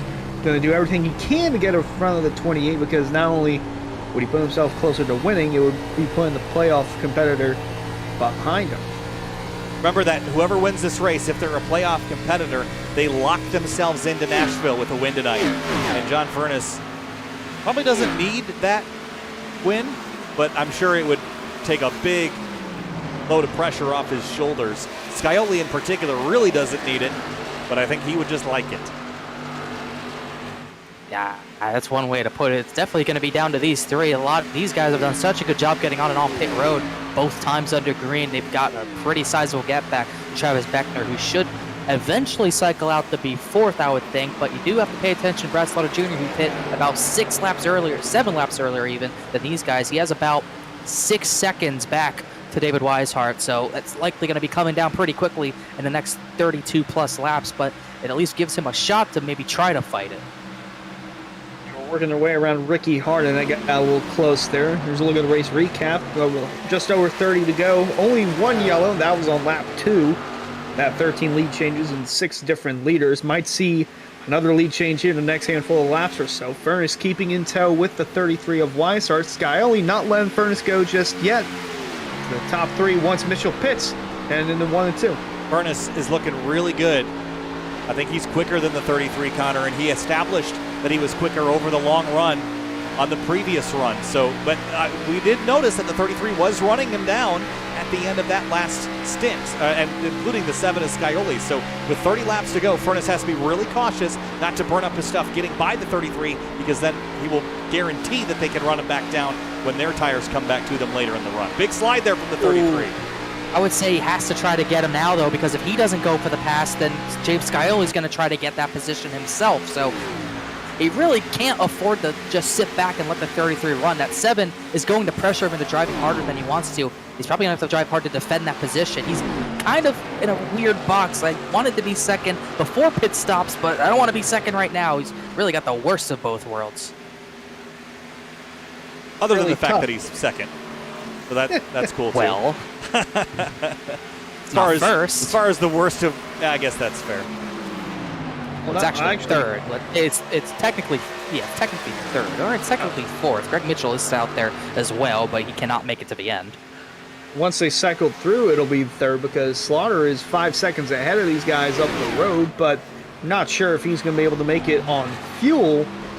However, these top 3, well, 3 behind Slaughter, we know they're going to be good to go on fuel. But can Slaughter stretch it to make it the distance? Oh, boy.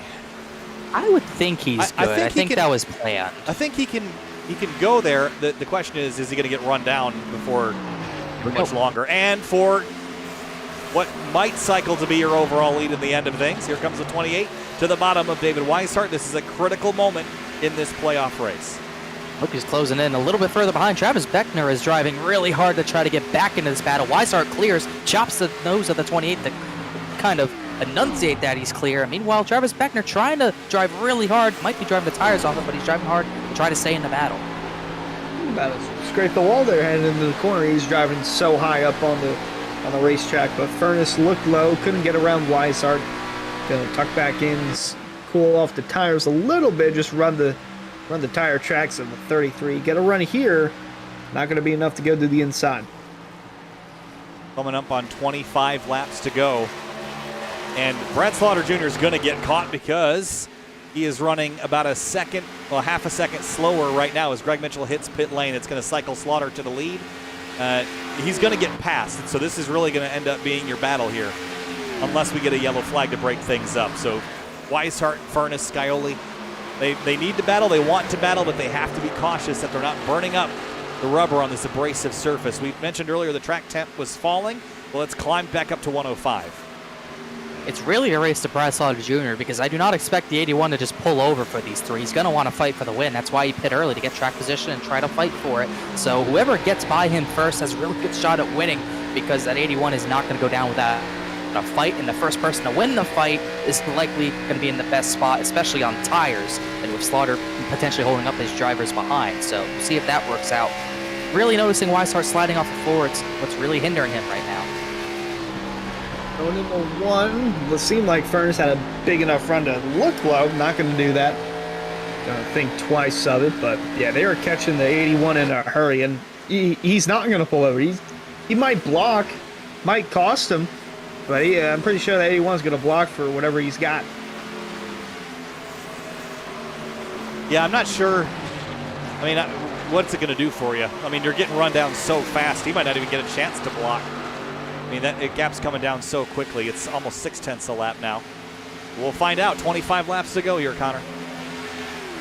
See what it is this time, by another half second. So with this logic, they'll be there in 5 laps, and it's not going to be a competition most likely. But like you talk about, the competition is between, I would say, these 3, but it is really these 4. Travis Beckner is there, and he is really charging at the very end of this one. He's really the only one to break away from that battle for what it was 5th, and he is going to be involved in this one if he can keep the tires under it. You can only imagine he's driving so hard to stay with these guys. We'll see if he has anything left to battle with.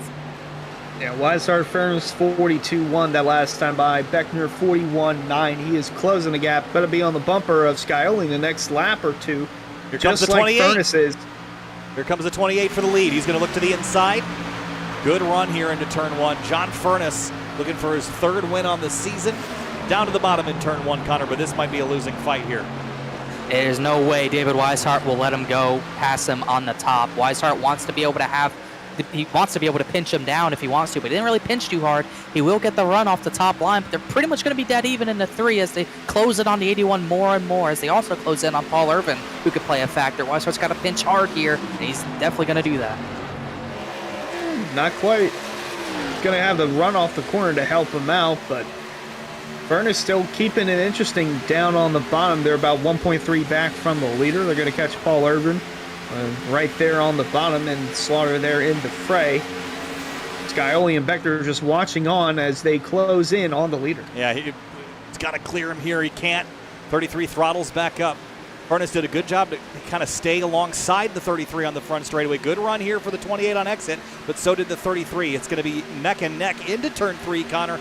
And Furness, the more you do this, the more it's going to wear out that single lap tire advantage he had. It's not much. Here he goes. He drove it deep to try to clear him. He couldn't do it. And I can guarantee you Scioli's loving this. He is letting them race and saving his stuff. Big slide for the 33. The 28's got it, and he's clear. Yeah. I was just about to say not quite, but now Weishart's going to get tucked in. Looked like Furness was going to try and use Irvin as a pick. Force the 33 up the track a little bit, but nonetheless, he got the position. But for how much longer as they're closing in on Slaughter? Boys, we're about to have a 5-car battle for the lead at Auto Club. And the battle is going to be short-lived for the 81. He's just going to kind of be a roadblock here for whoever gets stuck, as here comes the 27 of Beckner, Connor. If he's going to try to get it, I don't think Scioli wants him to pass, but Beckner's being aggressive as he is most of the time. Meanwhile, the battle for the lead's on. It's going to be short-lived for Slaughter, like you said, but he did get a good enough run. The 28 won't clear him until they get to the entry of 1. To see what type of run Weishart can build up as they stay side by side between those two for what is right now 4th. You can kind of use Slaughter, well, I was going to say use him as a pick, but Beckner looking low. They might be 3 wide for 3rd coming down the backstretch. Beckner going to try and clear the 7. Oh, there they go. 3 wide for 3rd down the backstretch. Music to the ears of John Furness. Weishart trying to drive away from this. That was tight out of turn 2. That was almost a coming together there. But now the 81 has no tire left. Beckner is going to muscle his way by Scioli. Scioli throttles up. He does not want to concede this spot. He wants to be in the catbird seat for when the 33 runs the 28 back down. 20 laps to go. If the 33 could run a 28 back down. It looked like he was driving hard to keep Furness behind him, and now the 28 putting a little bit of a gap between the two, about 4/10, as Beckner really fires it in the turn 1, trying to clear the 7 before they get off the corner, and he'll have him now, but here comes the crossover. Oh, crossover looking low. Battle for 3rd will not go away. Scioli down low, Beckner up high. Slaughter, all he can do is watch as the battle ensues in front of him. And Furness, 20 laps left, just got to keep that 33 at bay, and he'll bring it home to victory lane. But for now, Beckner closing in on Weishart as he takes 3rd away. 19 laps to go from Fontana. And John Furness leads the way. 2 wins on the season for the 28. Most recently at Pocono and then New Hampshire the week prior to that. Since then, he had a 4th at the Indy Road Course, but his other finishes 23rd at Talladega and a 27th at Las Vegas because he couldn't make the whole race. So he is looking to get back on top. And this is looking pretty promising, Connor, if he can just hang on to the advantage he has and not give it back in the end. I'd say he has a good chance of doing that. I think he's going to have pretty solid tires for the rest of this one, while Weishart, I think, will struggle. I'm pretty positive as well. Travis Beckner drove his tires off to get up here, but he is still hanging up there, putting down fast times. And James Scioli, I think he might have the best tires of all these 4. He just does not have the track position after losing in that battle to Beckner. So it's going to be tough to chase down this 28, I think. It'll be tough unless we get late race caution. Happened Monday, can happen tonight. A little further back here, got Ed Robertson running in 12. Tommy Ryan, he was inside the top 5 for a good portion of the night, falling back outside the top 10 in the 13th spot right now. Yeah, Garrett ran up to 11th place and just trying to cling on to any points he can grab to help him in his playoff chances. Again, the cut line's going to shift around a little bit once we factor in Alan Elwood's absence for the remainder of the season.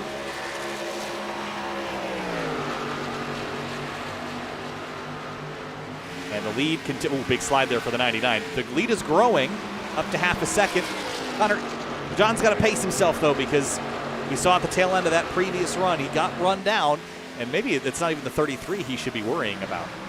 It might be Beckner because I thought he would have started to fall off by now, but that 27 still pressuring and being very, very fast. He was really the only one to come. He was the closest to Furness's time, but Furness did still pull away from everyone. He's been consistently putting a 10th per lap on the 33 of Weishart, who starts to fall off a little bit. Wow, Beckner's really wheeling it off of 4. All 4 of these drivers are, but you're right. These laps are so long here. This time by, it's 16 to go, but 16 laps is a long time at Auto Club, so this is not going to be a sprint to the finish. This is still a very, very long marathon. The Furness has got to make sure, like you said, he paces himself here, and especially paces those tires. Well, it would help him if Beckner would go in a 5-lap battle, per se, with Weishart for the second spot, because that would definitely, he would drive away from that. And Beckner, he's had a run-in with Weishart a couple of times this season. Weishart, he knows that Beckner's still learning and improving, but boy, oh boy, is he ever close to that bumper. Oh, he's getting them loose. So these two have had their issues. Scioli liking the opportunity here to run these two back down, Connor, but they're side by side for second.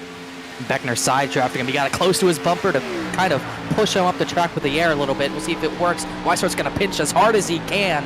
And Beckner didn't really get to the bottom as well. He's going to throttle up, trying to clear Weishart, getting especially tight off the 2, but Weishart will be able to pull him back in down the back stretches. That is exactly what John Furness needs. We got to watch out for that lap car there. It's coming to re-enter the racetrack. Go right next to where Furness is, but right in front of where Beckner's trying to take second away. Oh, they're going to touch it. Oh, that's not going to be good. Scioli. Oh, Here comes Scioli. Leaning on each other, guys. 14 laps to go. Two foes trading paint. Bring a third to the party. 3 wide for second. Block from the 27. That is an aggressive block, and I'm sure Scioli doesn't appreciate it. He's still going to fire it to the inside. Weishart might lose 2 spots for the unfortunate price of 1. Scioli fired it to try to send a message to Beckner, but I think this is going to work out. Beckner should have second. He is going to be clear as Weishart loses 2 positions on the front straightaway. Well, now Scioli's going to have a bump from Weishart going into 3.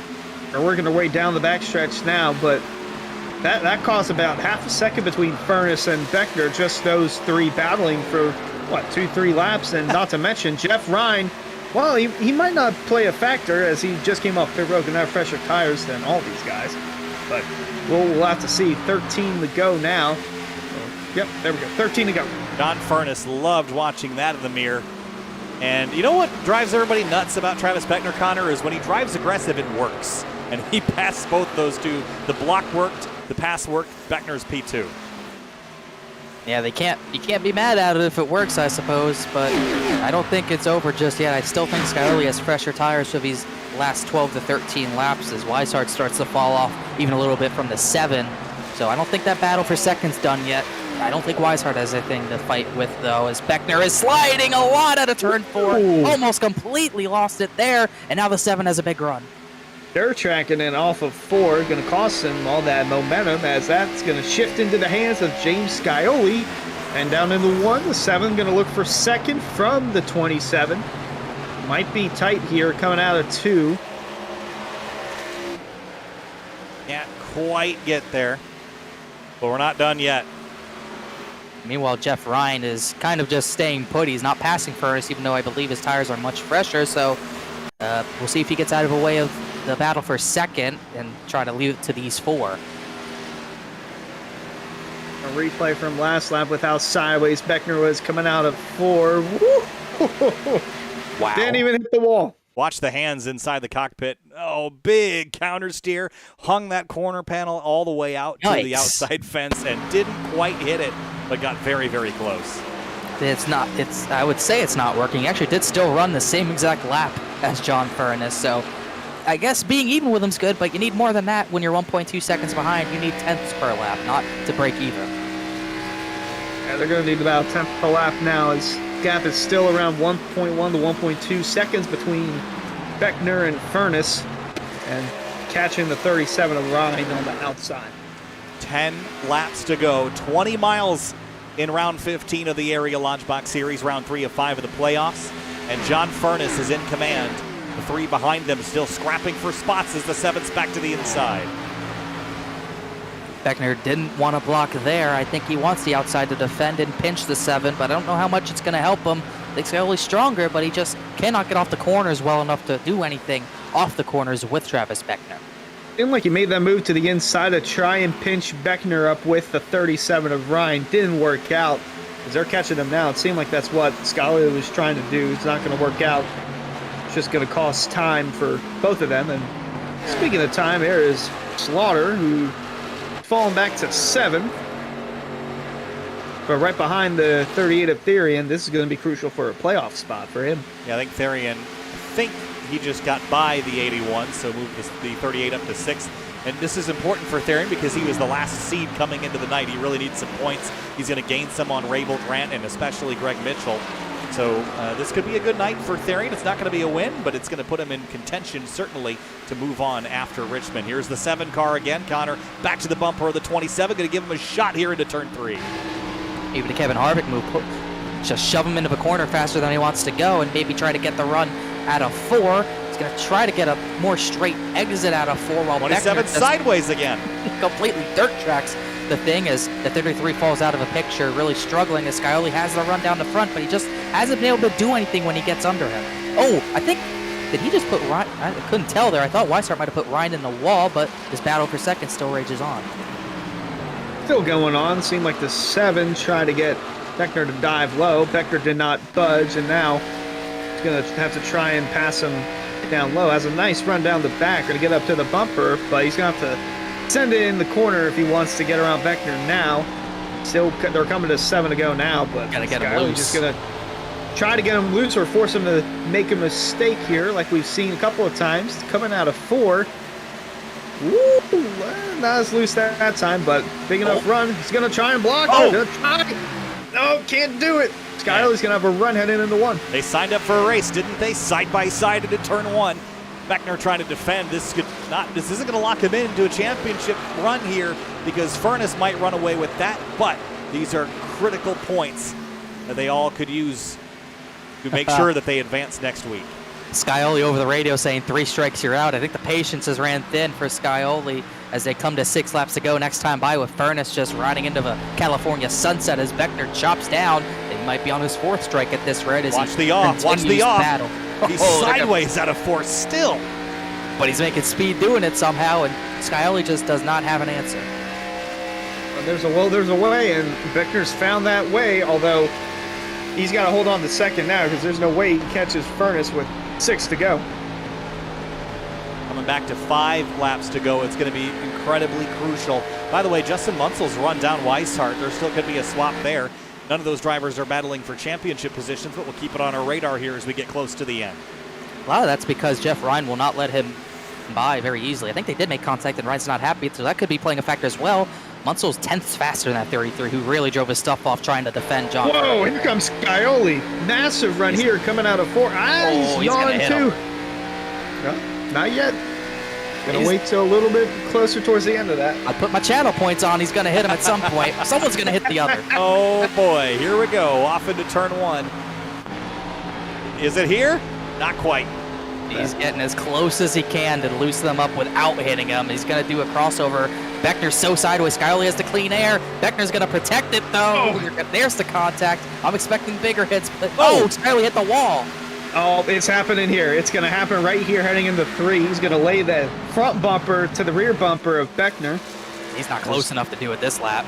Well, Jeff Ryan trying to get a close enough look at this. He roughed him up. I don't blame him. I mean, he roughed him up, but Beckner's been driving aggressive, guys, but Scioli took a shot there, so are they even yet, or is there still scores to be settled? I don't know. One score to be settled is the battle for 4th. Munsel's there to the inside of Weishart for that 4th position. This is a closer battle than a one for 2nd for the time being, as 2 completely separate lines as Weishart's just trying to cling on to anything he can. 2 non-playoff drivers fighting here in the top 5. This one seems like it's a much more cleaner battle, although they are door to door.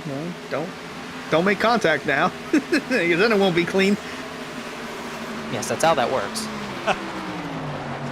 Coming to 3 laps to go. John Furness has everything happening in the mirror. It's 3/10 between Beckner and Scioli, guys. If Scioli can't get back to Beckner, that's going to be a frustrating conversation, I'm sure, with the team after. Yeah, I don't know if he can reel him back in. It seemed like that contact he had with the wall was significant enough to reduce the speed down the straightaway for the 7. I think Beckner, I mean, he's sliding that thing around, but he has been quicker than both of those DWR cars on this run. And despite him sliding around, Connor, I'm shocked that he has the drive that he does. And let's give credit where credit's due. He's been wheeling this thing, and it's working.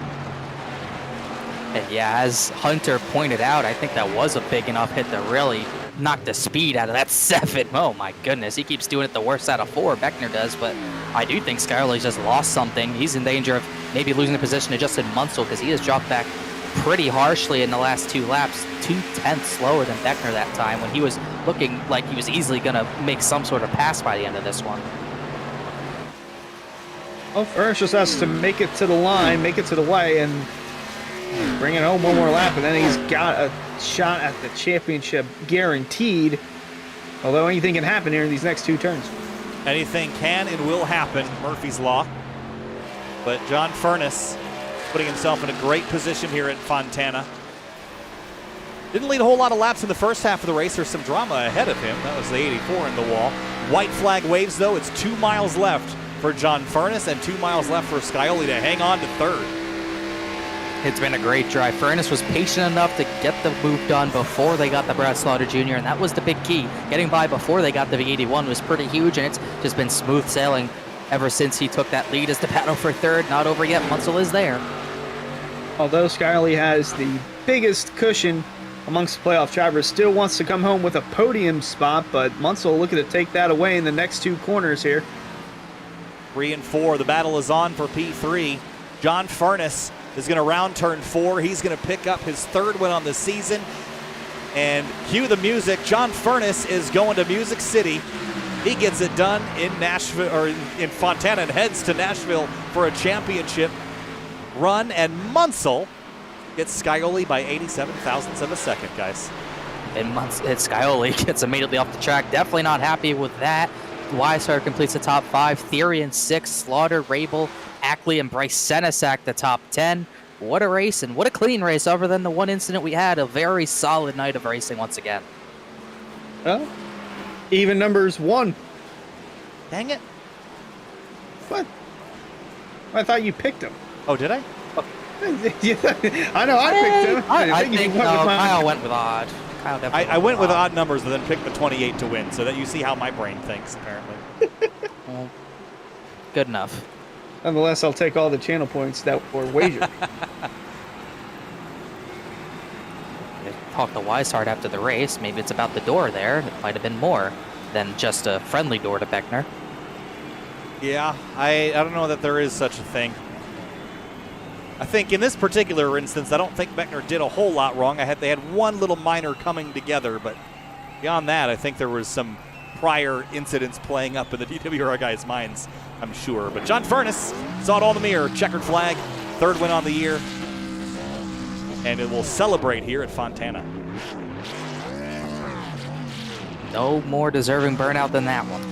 He really did drive a great race today, and not a scratch on that car. Well, not yet. It could happen on the burnout. Seen that happen before. We have seen that happen before, and we'll talk to John Furness here in a couple of minutes, but here's a look at your race results. And to Nashville heads John Furness in the 28. Beckner shy 1 spot, but has a great points night, Connor. And then Munsell, Scioli, Weishart, 3 through 5. Yeah, and definitely maybe a bit of a bad blood between the 27-7, 27-33. Like you said, the worst thing for these drivers, the worst thing about Beckner being aggressive is that it works, and it worked tonight because he drove from very far back from the 28, 33, and 7. He was very far back at the beginning of that final run. He was able to get all the way to 2nd, a really solid drive. And you have Shane Therian with some pit strategy, got the 6th. Brad Slaughter Jr. couldn't hang on with his strategy. He's got 7th, and Rabel, Ackley, and Senesac rounding out the top 10, Hunter. Therian entering minus 16 tonight. That 6th place finish definitely going to help out. If we look over the rest of the results there, Greg Mitchell made a nice recovery after his early crash on lap 2. Garrett Grant just a spot shy of the top 10. Tommy Ryan coming home 13th. Then you got solid finishes for guys like Jacob Hudson, Stephen Durham, James Coey inside the top 20, as well as Forrest Smith. And the rest of the order here tells the rest of the story. A couple drivers out from some early incidents. Cameron Hearn, Tom Bourne, AJ Roderick, Colin Fambro, Jeff Ryan all out with crash damage. Here's your race results. Let's talk to our third place runner. That would be the driver, the number 20, Justin Munsell, who brings it home in P3 by 87 thousandths of a second over James Scioli. Justin, great run, great finish there at the end for you. You had the speed in the tail end to just go up there and sneak inside the top 5 and then into the top 3. And this evening, you started the race in second and kind of were on an alternate strategy there, got back on strategy, then came home in third. So kind of a wild night. Take us through it. Yeah, first and foremost, I am ecstatic to finally be up here and talking to you guys. It's been a long season, and this has been, a tough road, but I'm happy to be here. But as far as the race goes, I kind of took a chance after that quick caution, just hoping that we go green the entire way, and this time it actually did. So yeah, it worked out pretty well. Had to run up through the field and kind of conserve tires at the same time.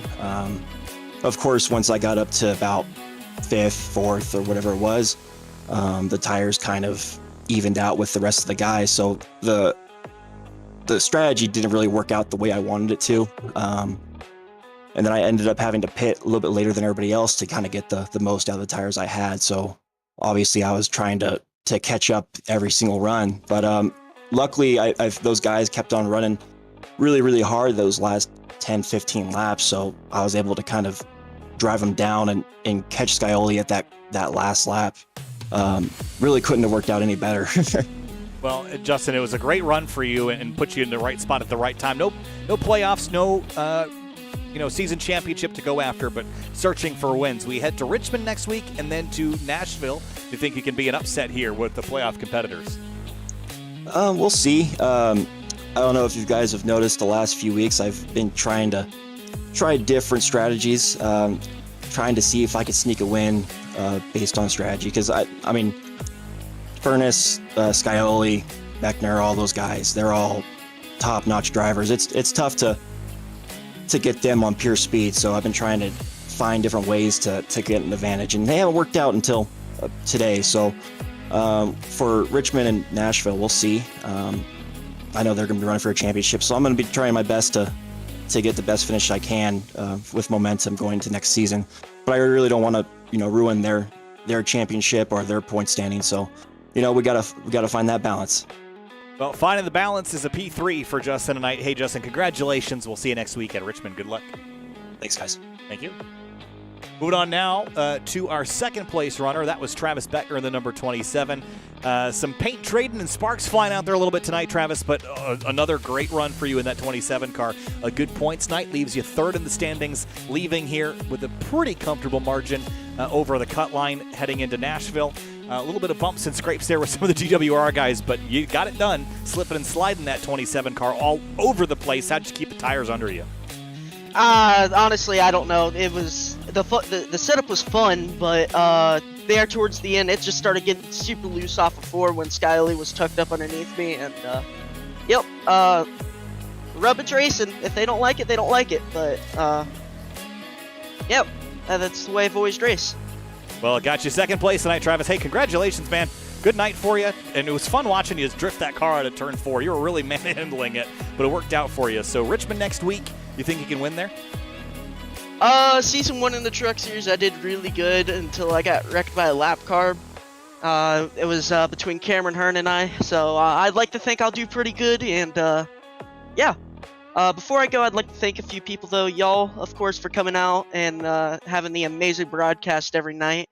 And congratulations to Alan Elwood for having his kid. And, of course, my parents and my sponsors, Collier Cutters, Landscaping, Lodgebox, Palmetto State Army, Wax Electric, Rick's Hot Sauce, and Maconi's Setup Shop.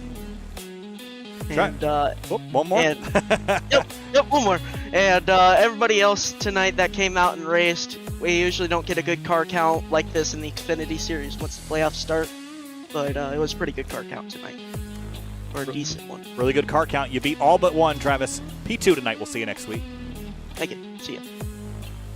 Last but certainly not least is John Furness, who gets his third win of the season, and this time at a critical moment because this one advances you straight to the season finale at Nashville as one of the final four. John, congratulations. I know at the beginning of the season the wins just weren't coming, even though the results were there. Now you've got 3 under your belt, and this one propels you straight to the tail end of the playoffs. So first of all, take us through your night, and then do you think you can get it done at Nashville? Because next week is a bye round for you. Yes, sir, and I am excited about that. I really needed to win this week.